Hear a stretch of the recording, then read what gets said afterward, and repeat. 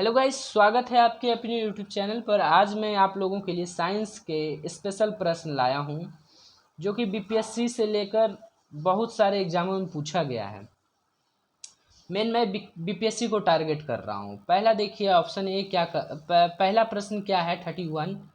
Cement में gypsum का संयोजन क्यों दिया जाता है? सीमेंट में जिप्सम, इसके कहने का मतलब है सीमेंट के अदृढ़ समय को कम करता है, अत्यधिक हल्के रंग का सीमेंट बनाता है, सीमेंट का अदृढ़ समय बढ़ाता है और चमकीली सतह बनाता है। तो दोस्तों, क्यों मिलाया जाता है, इसका ऑप्शन ए सही होगा। कारण क्या है कि जैसे हम लोग पढ़ाई करते हैं तो 10 दिन पढ़ाई करते हैं फिर ठंडा पड़ जाते हैं, क्योंकि हम लोग जल्दी में आए, अरे 15 घंटा का रूटीन बना दिए भाई, कर लेंगे। लेकिन अगर आप 5 घंटा भी रोज पढ़ते हैं धीरे धीरे करके, तो लगातार पढ़ते रहेंगे तो आज न कल रिजल्ट होगा।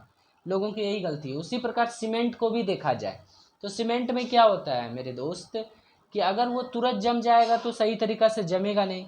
तो इसलिए जो जमने का जो समय है उसको बढ़ाया जाता है। ठीक है, मतलब दृढ़ होने का जो समय है उसको कम किया जाता है। अदृढ़न को कम करेंगे मतलब जमने का समय बढ़ेगा। ठीक है, इसको याद रखिएगा। अब हम लोग बात करते हैं जिप्सम की। जिप्सम का जो फॉर्मूला होता है CaSO4 2H2O। ठीक है, तो इसे कैल्शियम सल्फेट भी बोला जाता है। अगर जिप्सम को बोलिएगा कि गर्म कर दो, तो गर्म जब कर दीजिएगा जिप्सम को, तो वो बन जाएगा प्लास्टर ऑफ पेरिस, जो मूर्ति बनाने के काम में आता है, हाथ पैर का बैंडेज होता है। तो उसका क्या होता है, अरे भाई इसमें क्या करो कि 2 बाल्टी उसमें पानी था, CaSO4 2H2O, तो उसमें से आधा बाल्टी पानी निकाल लो। क्या? नहीं, 1.5 बाल्टी पानी निकालो, मतलब आधा कर दो उसको। 2 है ना, 1/2 सिर्फ कर दो। CaSO4 ½ H2O। ठीक है, याद रखिएगा। लेकिन इसको बोला क्या जाता है? Calcium sulphate hydrate. ठीक है, याद रखिएगा। किसका? POP, प्लास्टर ऑफ पेरिस को बोला जाता है। नेक्स्ट आपके सामने प्रश्न है, बहुत ही आसान प्रश्न, बीपीएससी में पूछा गया है। प्रोटीन की अधिकतम मात्रा पाई जाती है, किसमें पाई जाती है? वैसे तो मुख्य स्रोत क्या है? दाल है। तो इसमें देखते हैं, ऑप्शन ए कहता है अरहर में, सोयाबीन में, उड़द में और गेहूं में, और लास्ट में कहता है उपयुक्त में से कोई नहीं, उपयुक्त में से एक से अधिक। तो दोस्तों, इसका सही उत्तर होगा सोयाबीन। अगर सोयाबीन ऑप्शन नहीं रहता तो दूसरा हो जाता, लेकिन सोयाबीन है तो फिर इसको तो कह ही नहीं सकते, काट ही नहीं सकते आप। और सोया प्रदेश किसे कहा जाता है? तो एमपी को कहा जाता है। आपको बताना है एमपी का फुल फॉर्म क्या है। ठीक है, तो सोयाबीन में सबसे ज़्यादा, ऐसे अगर सोयाबीन नहीं रहता तो कोई दलहनी फसल रहता तो फिर बता सकते थे। ठीक है, चलिए नेक्स्ट हम लोग देखते हैं दोस्तों। पहला 33 नंबर क्या कहता है? निम्नलिखित में से किसमें नर तथा मादा युग्मोद्भिद अनाश्रित तथा स्वतंत्र जीवी होते हैं? तो बताइए दोस्तों, इसका सही उत्तर क्या होगा? ऑप्शन ए कहता है सरसों, बी कहता है अरंडी, सी कहता है पाइनस और डी है स्फेगनम, और ई कहता है उपयुक्त में से कोई एक नहीं।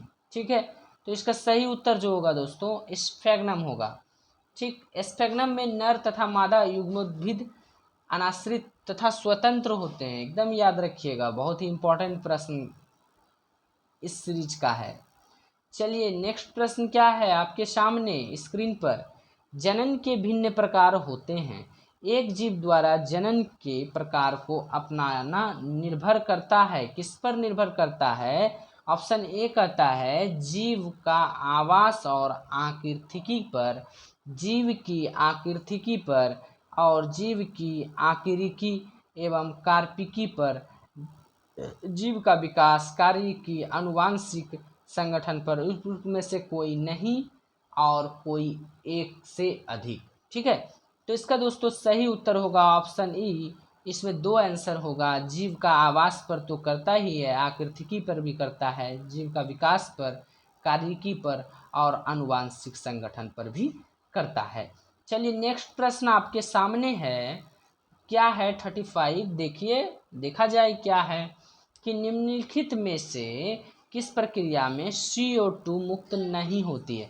तो दोस्तों पादपों में वायु श्वसन में मुक्त होती है क्या? ऑप्शन ए कहता है। ऑप्शन बी है प्राणियों में वायु श्वसन, एल्कोहलिक किण्वन, और ऑप्शन डी क्या कहता है? लैक्टेट किण्वन। तो इसका सही उत्तर आपको बताना है दोस्तों। तो दोस्तों इसका सही उत्तर होगा लैक्टेट किण्वन। याद रखिएगा, पादपों में वायु श्वसन में होता है, एकदम होता है। प्राणियों में एकदम होगा भाई, एल्कोहलिक में भी होगा। चलिए नेक्स्ट देखते हैं। आपके सामने ये जो प्रश्न है देखिए, ईस्ट द्वारा निर्मित महत्वपूर्ण एंजाइम सम्मिश्रण जो कि मुख्यतया किण्वन के लिए जिम्मेदार है, बताइए कौन सा है? ऑप्शन ए कहता है एल्डोलेज, ऑप्शन बी है डिहाइड्रोजीनेज, ऑप्शन सी है इन्वर्टेज, ऑप्शन डी जाइमेज, और ऑप्शन ई जो है उपयुक्त में से कोई नहीं, उपयुक्त में से एक से कोई अधिक। तो इसका सही उत्तर होगा ऑप्शन डी, जिसे कि जाइमेज कहते हैं। ठीक है। ईस्ट जब शर्करा के घोल जैसे गन्ना हुआ, शर्करा का घोल क्या हुआ? मीठा चीज, गन्ना, खजूर, अंगूर के रस, ये सभी में उगता है ईस्ट, तब महत्वपूर्ण एंजाइम जो सम्मिश्रण जाइमेज की सहायता से शर्करा का अपघटन करके इसे एल्कोहल तथा CO2 में परिवर्तित कर देता है। जाइमेज एंजाइम ईस्ट कोशिकाओं के अंदर ही उत्पन्न होता है। ठीक है। चलिए नेक्स्ट प्रश्न देखते हैं। आपके सामने है कि मनुष्य का प्रमुख उत्सर्जी उत्पाद होता है। ऑप्शन ए क्या कहता है? Ammonia, B urea, option C क्या है? यूरिक अम्ल, और ऑप्शन डी जो है वो आपका अमीनो अम्ल कहता है। ऑप्शन इसका सही जो हो जाएगा यूरिक अम्ल हो, सॉरी दोस्तों यूरिया। इसका सही उत्तर जो होगा दोस्तों यूरिया, जो कि अमोनिया के फॉर्म में रहता है हमारे शरीर में, वो शरीर से मूत्र के सहारे यूरिया बनकर निकल जाता है। जैसे कि दीवार वगैरह पर जो स्टेशन वगैरह पे देखते हैं, दीवार पर यूरिन किया रहता है, जिसके कारण बहुत सारा बदबू आता है। यूरिया जब निकलता है तो वो कुछ देर बाद अमोनिया में फिर से बदल जाता है। ठीक है। यूरिया का सूत्र भी पूछा जाता है मेरे दोस्त, तो क्या होगा? अमोनिया का सूत्र आप देखिए क्या है, आज मैं बता दूंगा अगर यूरिया का सूत्र, तो आप कभी नहीं भूलेंगे। अमोनिया का सूत्र तो आप सभी लोग जानते हैं। अमोनिया का सूत्र जानते हैं तो कार्बन मोनोऑक्साइड का भी जानते होंगे, जो कि गाड़ी के धुएं में निकलता है, CO। ठीक है। अमोनिया से एक कम कर दीजिए हाइड्रोजन तो NH2 बन जाता है। NH2 दो बार लिख दीजिए, एगो कार्बन मोनोऑक्साइड लिख दीजिए, तो क्या हो जाएगा? NH2CO NH2। ठीक है। इस प्रकार से ये यूरिया का सूत्र हो जाएगा। चलिए नेक्स्ट प्रश्न देखते हैं, बहुत ही इंपॉर्टेंट है, इसको थोड़ा छोटा कर लेते हैं तब दिखेगा। तो ये क्या कहता है कि एक रासायनिक संकेत जो अंतःस्रावी और तंत्रीय दोनों भूमिकाओं का निर्वाह करता है, तो वो क्या है? ऑप्शन ए कहता है मेलेटोनिन, ऑप्शन बी कहता है कैल्सिटोनिन, ऑप्शन सी है epinephrine, option D cortisol, option E कहता है उपयुक्त में से कोई नहीं या एक से अधिक। ठीक है। तो इसका सही उत्तर जो होगा मेरे दोस्त एपिनेफ्रिन, जिसे कि आप लोग क्या कहते हैं? एड्रेनलिन भी कहा जाता है इसे। और ये कहाँ से निकलता है? तो एड्रिनल ग्लैंड का आप लोग नाम सुने होंगे। एड्रिनल ग्लैंड को बोला जाता है 4S ग्लैंड भी बोला जाता है, एकदम याद रखिएगा। तो हम वो रहता कहाँ है एड्रिनल ग्लैंड? पहले हम लोग ये जानते हैं। तो हमारा 2 किडनी होता है, 2 किडनी के ऊपर जो है गोल गोल 2 गो रहता है एड्रिनल ग्लैंड। ठीक है। एड्रिनल ग्लैंड ऊपर रहता है, उसमें जो इनर पार्ट होते हैं मेडुला, अब बाहर के पार्ट जो होते हैं वो कॉर्टेक्स होते हैं। तो मेडुला में ही जो है एड्रेनलिन और इपेफ्रिन जो होता है, ठीक है, एपिनेफ्रिन होता है, जो सेक्रेशन होता है, और नॉन एड्रेनलिन और नॉन इपेफ्रिन भी उसी से सेक्रेशन होता है। तो हम लोग बात करेंगे एपिनेफ्रिन का। तो ये एंजाइम जो है, ये जो है एनर्जी इमरजेंसी हार्मोन इसे कहा जाता है। ठीक है। जैसे कि आपको मान लीजिए कुत्ता दौड़ा दे, तो आपको क्या क्या हो सकता है? तो कुत्ता दौड़ा देगा तो आप उससे क्या कीजिएगा? या तो फाइट कीजिएगा, या तो प्लॉट छोड़ के भाग जाइएगा, है ना। ठीक है। प्लॉट छोड़ के भागना मतलब फ्लाइट कर देना, या तो डर जाइएगा, पहले तो डरिएगा। एफ से फियर हो गया, एफ से फ्लाइट हो गया, एफ से फाइट हो गया, तीनों में से एक काम कीजिएगा, फाइट मतलब डंटा उंटा से मारिएगा। तो इसे कहा जाता है 3F, ठीक है, 3F क्या कहेंगे, ग्लैंड कहेंगे ना, तो 3F भी इसे कहा जाता है, एपिनेफ्रिन या क्या, एड्रेनलिन, याद रखिएगा। चलिए नेक्स्ट प्रश्न हम लोग देखते हैं। नेक्स्ट प्रश्न बहुत ही आसान, बहुत ही अच्छा प्रश्न है। निम्न में से कौन सा भाई बहन के बीच भिन्नता का कारण नहीं है? तो ऑप्शन ए कहता है जीनों की स्वतंत्र अपव्यूहन, ऑप्शन बी जीन विनिमय, ऑप्शन सी सहलग्नता, ऑप्शन डी उत्परिवर्तन, ऑप्शन ई कहता है इन उपयुक्त में से कोई नहीं, उपयुक्त में से कोई एक से अधिक। तो दोस्तों इसका सही उत्तर क्या होना चाहिए, तो यह है सहलग्नता। चलिए नेक्स्ट प्रश्न हम लोग देखते हैं। 40 नंबर क्या है, बहुत ही आसान है। निम्न में से कौन सी हरित ग्रीन हाउस गैस नहीं है, आपको बताना है। तो मीथेन, CH4 जिसको बोला जाता है, क्या है, और नाइट्रोजन, एन से नाइट्रोजन, ऑप्शन सी कहता है नाइट्रस ऑक्साइड, और ऑप्शन डी है कार्बन डाइऑक्साइड। उपयुक्त में से कोई एक या एक से अधिक, ठीक है, कोई कोई नहीं या एक से अधिक। तो इसका सही उत्तर होगा नाइट्रोजन मेरे दोस्त। ग्रीन हाउस गैस जो मुख्यतः होते हैं, हरित गृह गैस कार्बन डाइऑक्साइड होते हैं, मीथेन होते हैं, क्लोरोफ्लोरोकार्बन का नाम सुने होंगे, जो कि इस ठंडक के रूप में उपयोग किया जाता है, किसमें, फ्रिज में किया जाता है, एयर कंडीशन में यूज किया जाता है, ये है क्लोरोफ्लोरोकार्बन, ठीक है। चलिए नेक्स्ट हम लोग देखते हैं, अब क्या प्रश्न है आपके सामने, बहुत ही आसान है। क्या है, किसी तत्व के रासायनिक गुण कौन तय करता है? तो किसी तत्व के रासायनिक गुण जो होता है कौन तय करेगा? ऑप्शन ए प्रोटीन की संख्या, प्रोटॉनों की संख्या, इलेक्ट्रॉनों की संख्या और न्यूट्रॉनों की संख्या, और स्वयं परमाणु। उपयुक्त में से कोई नहीं, उपयुक्त में से कोई एक से अधिक। तो इसका सही उत्तर जो होगा इलेक्ट्रॉनों की संख्या। जैसे कि आप हाइड्रोजन को देखिए, हाइड्रोजन का इलेक्ट्रॉन जो है रासायनिक गुण परिवर्तित करेगा, ठीक है। फिर दूसरी बात हम लोग करेंगे कि समस्थानिक का नाम सुने होंगे। तो समस्थानिक में जो होता है प्रोटॉन सेम होता है, एकदम याद रखिएगा, प्रोटॉनों की संख्या सेम होती है समस्थानिक में, है ना। और अगर बोला जाए, अब बहुत बार क्वेश्चन पूछा गया है कि उसका जो नंबर होता है, परमाणु क्रमांक जो होता है, वह किसकी संख्या के बराबर है? तो प्रोटॉनों की संख्या। अब परमाणु द्रव्यमान जो होता है, प्रोटॉन और न्यूट्रॉन को जोड़ दीजिएगा तो परमाणु द्रव्यमान आपका निकल जाएगा, है ना। चलिए नेक्स्ट प्रश्न हम लोग देखेंगे कि अगला क्या है, अंतराण्विक स्थान अधिक होने के कारण गैसों का घनत्व द्रव की तुलना में होता है। तो दोस्तों देखिए कि ऐसे ऐसे अगर स्थान ज़्यादा रहेगा तो घनत्व क्या होगा, यहाँ देखिए मैंने बिंदा दिया, और ठोस में एकदम सटा हुआ रहेगा तो इसका घनत्व तो ज़्यादा होगा, तो इसका घनत्व बहुत कम होगा। क्या होगा? ऑप्शन बी आंसर हो जाएगा, बहुत ही ज़्यादा कम होगा।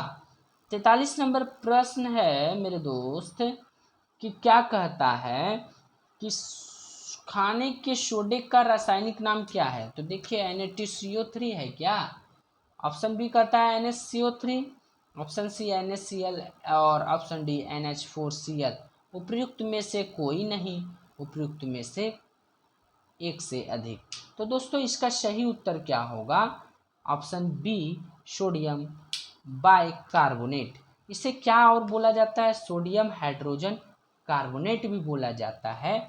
ऐसे भी आप याद रख सकते हैं, सोडियम तो रहेगा ही, क्षार है, और सोडियम बाइकार्बोनेट को जब आप कहीं खाना खाते हैं तो खाना खा के क्या करते हैं, बाय बाय करके निकल जाते हैं ना, तो सोडियम बाइकार्बोनेट।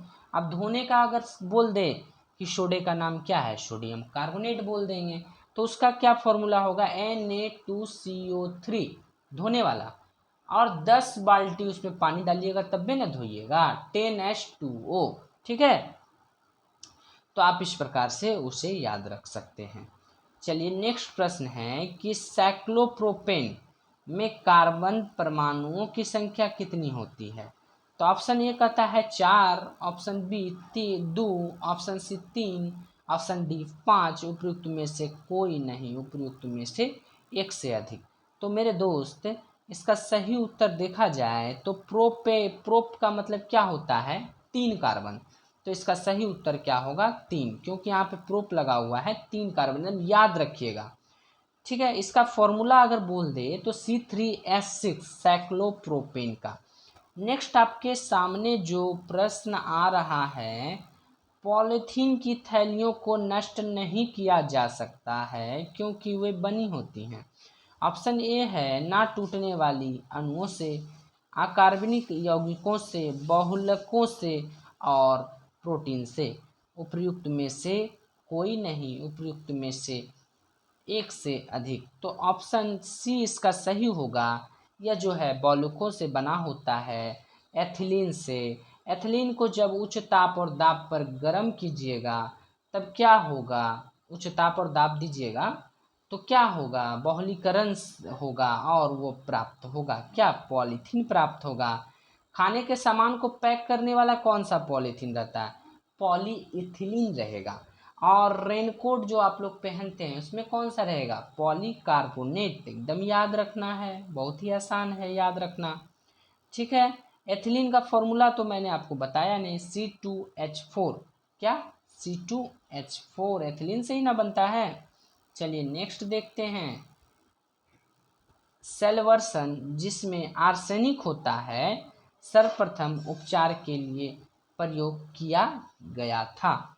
तो ऑप्शन ए कहता है सिफिलिस, ऑप्शन बी कहता है टाइफाइड, ऑप्शन सी मेनिंजाइटिस और ऑप्शन डी दस्त। तो दोस्तों इसका सही उत्तर जो होगा ऑप्शन ए सिफिलिस होगा। टाइफाइड में तो आप जान ही रहे हैं कि एंटीबायोटिक अगर खाया जाए, लिवोन 750 भी 10 दिन खा लिया जाए तो टाइफाइड भाग जाएगा।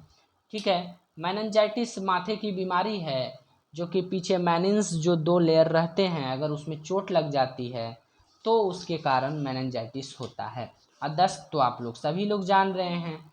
चलिए नेक्स्ट है कि घड़ी में क्वार्टज क्रिस्टल का काम किस पर आधारित है, क्वार्टज क्रिस्टल का काम।